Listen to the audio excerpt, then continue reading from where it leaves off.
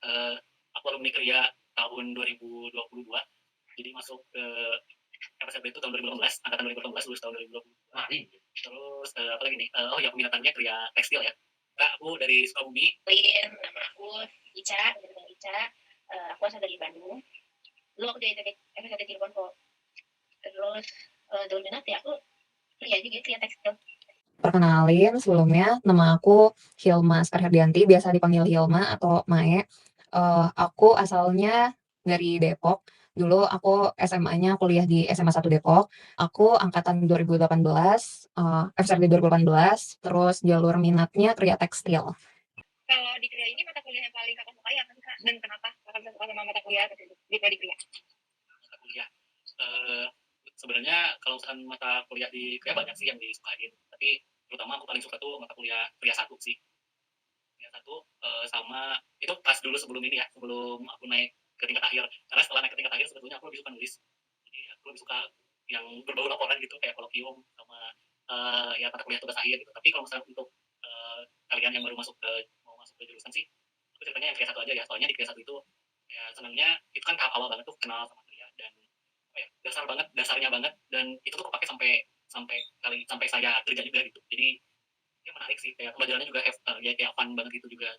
Pertama sih aku paling suka fashion research, itu berguna banget buat kerjaan aku sekarang juga, karena di dalam fashion research itu kalian bakal bukan hanya sekedar ngedesain tapi juga meriset pasar juga. Rata-rata suka semua pelajaran sih, tapi yang sebenarnya paling aku suka fashion research sih. Waktu kuliah satu ini yang paling kakak sukai ya. Terus gimana sih cara kakak bisa ngerjain tugas-tugas di matkul kuliah satu itu? Sebagian kalian tuh harus ya, jadi ceritain deh. Kalian tuh harus keliling-keliling, ya apa ya, keliling-keliling Bandung buat cari majalah, buat cari objek gitu. Soalnya kalau misalkan walaupun kita sekarang ada di era digital yang semuanya tuh serba sih ya, sejujur aku di Kria itu fun sih, tapi emang ditanya banyak banget sih, emang nyepet-nyepetan. Ya, kalau misalnya kita susah dalam mengerjakannya, itu sih bukan susah ya, tapi kayak kita membagi waktu untuk antara kita istirahat, ngerjain sama matkul yang lain itu sih. Jadi time manajemennya emang harus sangat diatur ya. Sebenarnya kayak kenapa aku suka fashion research dan kayak struggle-nya apa gitu. Struggle-nya karena mungkin apa ya, terlalu luas kadang. Jadi mungkin agak apa ya, jelimet gitu loh, susah apa ya, memisah apa ya. Sebentar, aku cari dulu katanya. Susah kayak misahin ini tuh sebenarnya terkoneksi atau enggak sih sebenarnya, kayak atau terlalu jauh kita ngambilnya gitu. Sebenarnya nggak ada koneksinya mungkin, tapi uh, ya kurang relate gitu. Tapi ternyata sebenarnya relate gitu. Jadi, Aku pengen tahu kayak matkul pilihan yang kakak ambil itu tuh apa gitu ya? Dua-duanya dulu deh ya. Kayak kalau misalkan di dalam prodi sih aku nggak banyak ambil mata kuliah pilihan karena rata-rata kalau misalkan di dalam prodi kuliah tuh kalau tahunan aku dulu ya itu pasti udah penuh sama mata kuliah wajibnya, dan sebetulnya ada mata kuliah pilihannya cuman rata-rata bentrok sama mata kuliah wajibnya. Misalkan aku pengen ambil kelas batik tapi kelas batik itu bentrok sama mata kuliah studio kuliah 3 gitu. Jadi aku nggak banyak ambil yang di dalam prodi, tapi pernah itu ambil advance textile, itu mata kuliah baru juga di tahun 2021 ya, aku masih online kuliahnya masih corona. Pernah ambil itu. Terus kalau di luar prodi mata kuliah pilihan biasanya aku ambilnya gak jauh-jauh sih dari prodi seni rupa sama desain interior, dan paling banyak sih aku ikutan seni rupa. Soalnya kenapa, karena ketika kalian mau milih mata kuliah pilihan di luar prodi itu kalian harus pakai strategi juga, jangan sampai kalian milih mata kuliah yang lebih susah dari mata kuliah wajib di kuliah itu sendiri. Mata kuliah aku ambil sastra Indonesia sih kalau nggak salah, iya. Nah itu juga sangat berguna ya untuk kerjaku sekarang. Karena kalau milih matkul itu tergantung apa, harus sesuai sama apa yang kalian pengenin sih. untuk kuliah pilihan ya, sebentar aku ingat-ingat dulu. Apa ya, fashion illustration deh. Fashion illustration, terus habis itu apa lagi ya? Oh, aku ambil teknik kertas seni. Terus, apa lagi ya? Aku yang ingat paling itu aja sih. Mm. Emang penting banget ya kalau misalnya emang pengen berkarir di dunia fashion. Jadi kan kayak belajar juga tuh gimana ngegambarin kain, macam-macam kain ke kertas gitu, tapi dimengerti juga sama orang lain gitu. Misalnya kayak tekstur kain katun versus kain jeans sebenarnya juga katun sih, tapi kayak katun biasa yang tipis sama jeans yang tebal kan beda penggambarannya. Jadi walaupun kayak ngambil mata kuliah pilihan di luar prodi juga masih tetap relate gitu ya sama krianya gitu. Jadi nggak yang kayak ya. Ya tetap relate sama mata kuliah yang lagi diambil di Kria, atau enggak relate sama prodi aku yang itulah Kria gitu. Supaya memudahkan aku juga, kan tadi aku bilang strategi, jadi kayak biar daripada milih mata kuliah yang susah-susah tapi nantinya juga akan lama kepakainya gitu, harus nunggu waktu lagi di lingkungan yang sama gitu, ketika ngambil di desain sama seni rupa. Itu si disiplin ilmu tuh udah sama insight yang didapat buat ngerjain tugas ya, atau enggak kayak insight baru lah yang nambah, soalnya kan masih relate juga sama Masih kok. Di mana tuh Kak? Di matkul apa materi ya? Masih sejalur kok. Wasra Indonesia kan membahas tentang Indonesia ya. Tentang apa namanya? Ya kita kan membahas kebudayaan dan itu juga Wasra kan prof ya. Dia masih sih. Ini aku mau nanya Kak, dari tadi kan kita udah ngomongin kriya terus aku mau nanya, menurut Kakak definisi kriya itu apa sih? Ya, definisi kriya banyak banget ya. Cuman kalau misalkan yang dipakai sama anak-anak ITB misalnya, definisi kriya yang di gagasnya itu sama Payanian. Kalian tahu kan Payanian? Saya tahu. Tahu dong, Payanian dosen tuh ya. Ya, Aku juga sebetulnya agak lupa nih kalau persisnya definisinya kayak gimana. Cuman nih yang aku tangkap nih, aku ini coba memposisikan diri sebagai kalian yang masih belum tahu kriya ya dulu. Tapi juga tidak tahunya gini nih sama orang-orang. Aku bingung kriya itu apa. Ya kriya itu disiplin ilmu yang bisa mewadahi disiplin ilmunya desain sama seni rupa, jadi antaranya kayak di tengah-tengahnya gitu. Jadi nggak desain banget, nggak seni rupa banget, nggak seni murni banget. Jadi ada irisannya antara desain sama seni. Itu yang bikin aku tertarik. Jadi menurutku ya definisi kriya itu disiplin ilmu yang beririsan antara desain sama seni dan juga lebih mengangkat keragaman dan kaum Nusantara, karena apa ya kayak kriya itu identik sama kaum Nusantara gitu.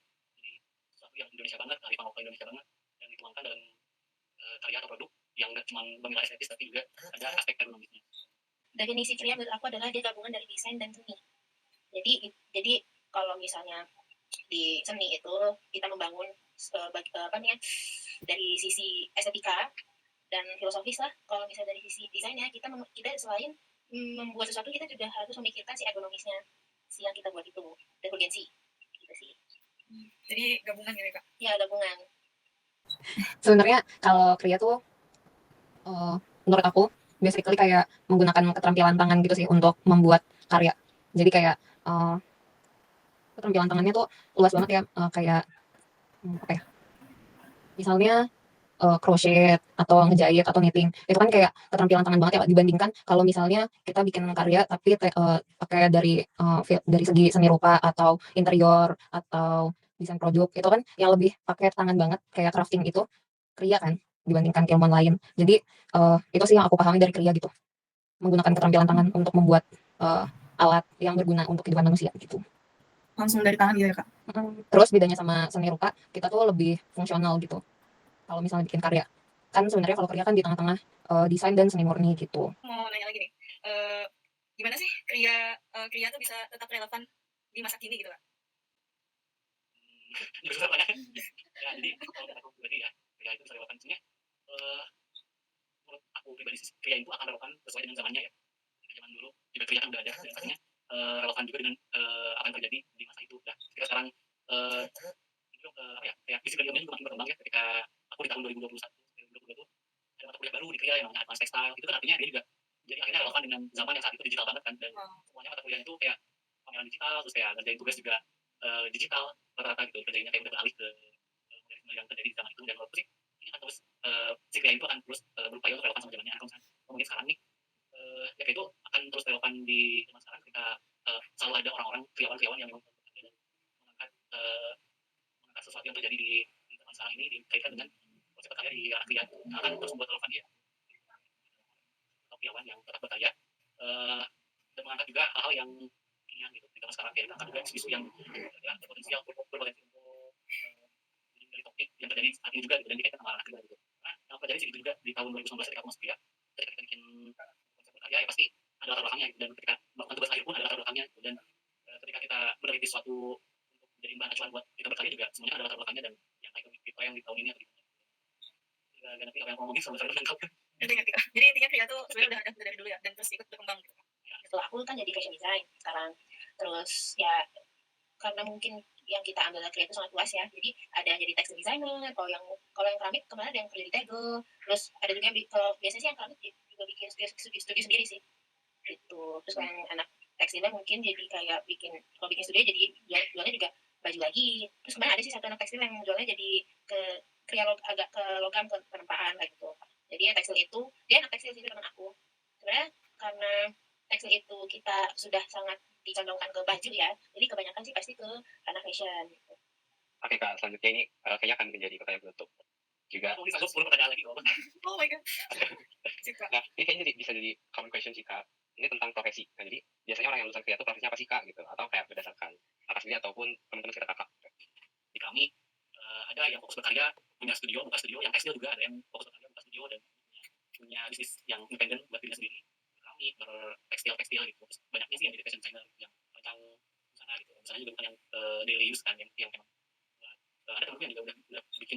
roadshow buat manggung artis gitu. Ya. Ada juga yang bisa jadi konsultan kalau bukan dari dia profesinya. Temanku juga ada yang akhirnya jadi desainer grafis dan apa ya kayak jadi travel sama teman-teman yang kuliah di DKV juga. Itu mungkin satu keuntungan ketika kita ada di PIA karena kita kan irisannya bidang ilmuannya dari fashion seni, jadi pasti desainnya dapat, seninya dapat gitu. Jadi ada teman-teman yang emang mumpuni untuk jadi seorang desainer grafis. Terus juga ada tingkat yang akhirnya jadi developer game gitu. bidang kami di luar bidang kerja. Caranya sebenarnya sih kalau berdasarkan pengalaman aku pas sudah terjun di dunia kerja adalah apa caranya gimana ya caranya? Terus itu balik aja. Lebih ke ini sih karena kita unggulannya kerja di TP ini bukan sama tapi kita kan kayak belajar semuanya. Ini yang patut disalutin ya sama kerja tuh karena kita belajar apalagi kayak TP yang aku rasa udah pasti dunia kerja tuh sangatlah bisa kemana-mana gitu. Jadi sosial masuk, terus nanti kalian belajar kewirausahaan kerja juga masuk. Itu sih menurut aku jadi kalian ngerti gimana caranya mengkonekin mengkonekin karyawan sama di luar kerja tuh gitu. Ika. Jadi kalian harus belajar tentang ya. Kalau lulusan Kria sebenarnya karena dia ini ya kayak perspektifnya di tengah-tengah antara seni rupa dan desain, jadi terlalu luas dan sangat luas emang yang dipelajarin. Jadi kayak teman-teman aku rata-rata bisa ngambil kerjaan yang antara desain kayak visual merchandising gitu. Karena kan nerapin juga tuh tadi yang Kria 1 itu kan ngegambarin apa ya image analysis tadi itu kepake banget buat nunjukin visual brand yang visual merchandising lakukan biasanya gitu. Terus fashion stylist di majalah temen aku juga ada. Terus ada yang emang temen aku juga jadi graphic designer. Kalau aku sendiri, aku freelance fashion designer, tapi aku juga ngerjain proyekan lain yang kemarin aku bantuin bikin karya untuk pameran solo exhibitionnya Kak Wastan Haikal. Sebenarnya karena Kria tuh ilmunya sangat luas dan kayak di antara ilmu yang prodi lain pelajarin tuh lebih dekat sama masyarakat gitu loh, masyarakat dan budaya itu tuh beneran bisa sangat luas gitu. Jadi sebenarnya kayak Kria tuh juga bisa diterapin untuk keilmuan lain, misalnya kayak teknik material itu kayak misalnya mau bikin apa kemarin ya kain, tapi kainnya pengen dikasih properties yang water repellent gitu kan, itu kan perlu komunikasi dan kolaborasi sama teknik material gitu.